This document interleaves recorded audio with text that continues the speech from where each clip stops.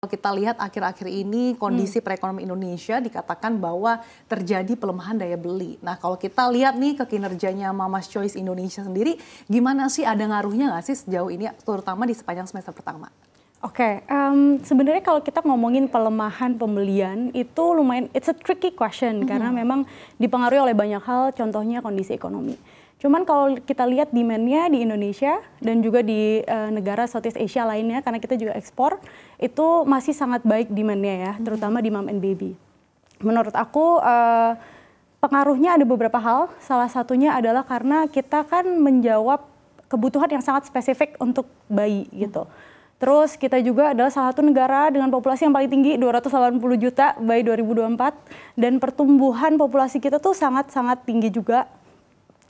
Masih di atas rata-rata kalau dibanding misalnya kayak negara kayak Pakistan, Philippines, memang kita sedikit di bawah, tapi kita masih jauh di atas jika dibandingkan dengan negara yang memang population-nya tanking seperti China, Jepang, dan Korea Selatan gitu.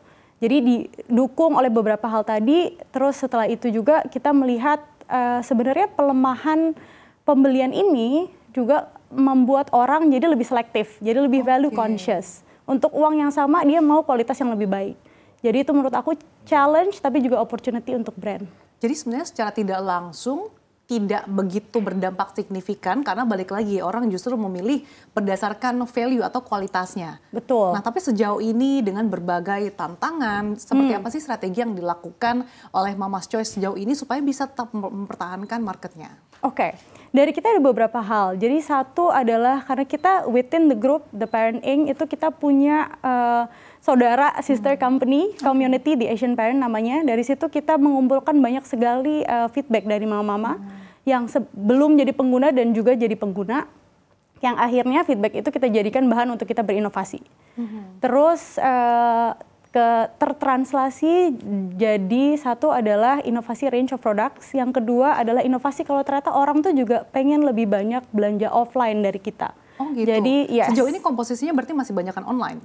Sekarang iya, karena kita dimulai dari brand yang sangat online, tapi makin kesini kita lihat setelah pandemi itu justru keinginan orang untuk beli offline lagi juga semakin tinggi dari sebelum pandemi. Gitu. Oke, so far komposisi online berapa persen dan offline sudah mulai berapa persen?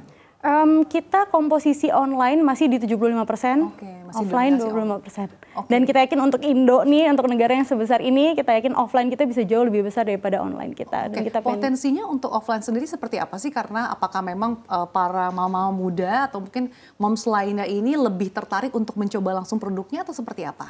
Nah benar, itu satu yang aku tadi mau touch. Karena produk kita itu, kalau kita lihat kita punya market research juga ya inside our company, terus kita benar-benar setiap kali kita regularly lihat juga efektivitasnya. Jadi biasanya kalau udah coba, dia akan repurchase intentionnya sangat tinggi.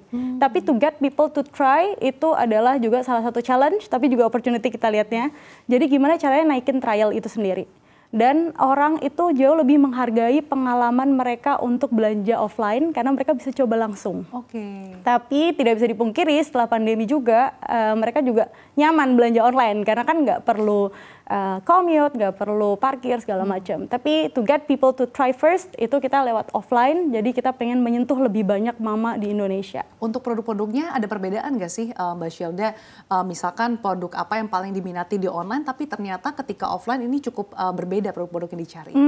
Kalau di kita lumayan align. Jadi biasanya ada beberapa produk yang consistently kita juga trending beberapa kali di beberapa marketplaces, nomor 1, 2, 3 nggak jauh-jauh winner produk kita, dan itu ke translate juga. Yang ada kita malah lihat banyak spillage sebenarnya dari online ke offline juga atau sebaliknya. Cukup menarik, tapi kalau kita lihat dari segi produk-produknya, ini produk-produk apa saja sih yang paling banyak dicari? Kemudian tadi kan juga sudah ada beberapa riset yang dilakukan, maka kemudian dilakukan beberapa inovasi. Jadi produk kita, sebenarnya kita punya lebih dari 50 produk di Mama's Choice ini. Top products kita ada Stretch Mark Cream, Stretch Mark Serum untuk mamanya, terus ada Feminine Wash. Terus untuk produk bayinya kita ada face cream yang punya 2C, yaitu Ceramide dan Centella Asiatica, jadi 2C Power. Terus selain itu kita juga punya toothpaste yang baru aja relaunch. Nah dari berbagai produk itu biasanya yang paling banyak untuk orang tua baru itu produk mana sih yang paling banyak dicari dan digunakan? Jadi kalau sebenarnya kita tuh pelopor ya untuk produk mama karena everyone was playing on baby sector. Terus kita melihat ada kebutuhan di sektor mama yang belum terpenuhi, maka kita tuh banyak fokusnya juga di mama, yaitu body care untuk mamanya kayak stretch mark cream dan stretch mark serum. Terus banyak masalah juga around ISK waktu kehamilan. Jadi kita addressnya pakai produk kita Gentle Feminine Wash.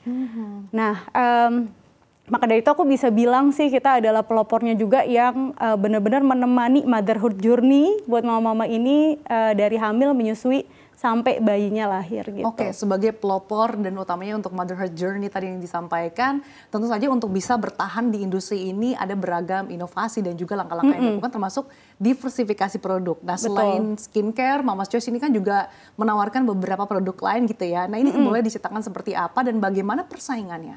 Oke, untuk persaingan sendiri aku merasa persaingannya sangat sehat.